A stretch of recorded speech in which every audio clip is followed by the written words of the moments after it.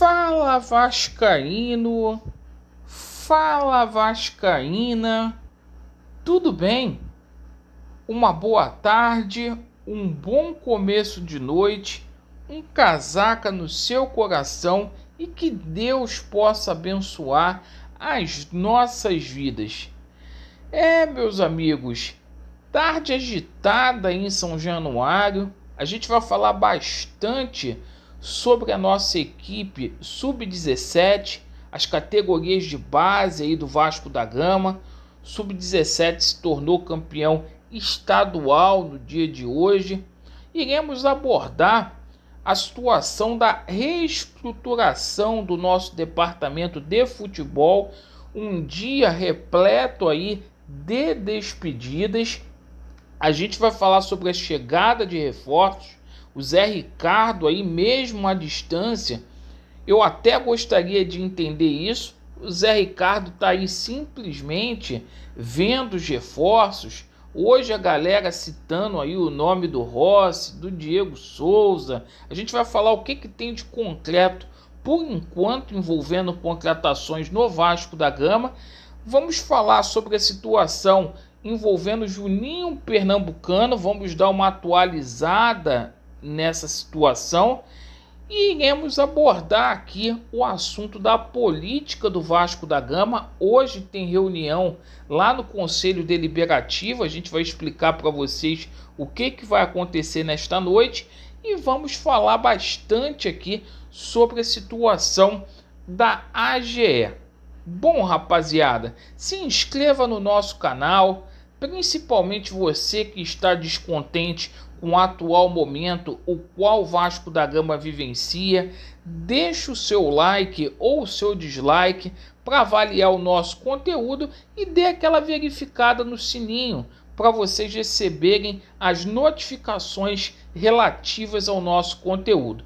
Sem enrolação, sem demora, vamos para o primeiro assunto. O Vasco da Gama hoje, o nosso Sub-17, foi campeão lá nas Laranjeiras. Vencemos o Fluminense com garra, jogamos bastante. O jogo foi 1-0, gol do GB. O gol aconteceu logo no começo do primeiro tempo, aos 3 minutos, e assim o Vasco conseguiu ser campeão estadual da categoria Sub-17. A nossa base, que simplesmente neste começo do ano, ela vai servir aí para poder compor o elenco. O Vasco não vai ter condições, pessoal, até a nossa estreia do estadual, para poder contratar aí simplesmente 15, 20 jogadores, porque nós ainda não temos nem o treinador presente aqui no Brasil. Tá faltando aquele cara forte ainda do futebol. Então, Carlos Brasil, ele chegou aí com essa situação de simplesmente ver a garotada que já está preparada para fazer aquele trabalho de transição para o elenco profissional, e a Copa de Junho aí, a copinha, vai servir muito para o Vasco da Gama olhar os jogadores. Nossos reforços aí devem vir aí do Sub-20, pelo menos no começo do ano. Bom, rapaziada, com relação à situação envolvendo o campeonato estadual, né? A gente vai fazer o campeonato estadual de laboratório, porque o que vai servir mesmo o ano do Vasco é para poder subir. E eu acho que as coisas estão muito devagar aí para a gente subir aí para a Série A no ano de 2022. Bom, hoje a nossa barca teve aí mais um jogador, agora são 9 jogadores aí deixando o Vasco da Gama. O Cano, o Zeca, Michel, Andrei, Rômulo, Hernando, Valber e o Léo Jabá já tinha se despedido, e hoje foi o dia aí do Morato.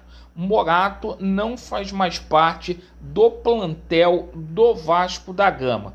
O Vasco também anunciou a saída do Fábio Cortez da comissão técnica permanente. Fábio Cortez, que foi o treinador do Vasco da Gama no final aí do Campeonato Brasileiro, ele não fica no Vasco da Gama, deu adeus hoje, demonstrou que não tinha condições aí de estar na comissão técnica permanente.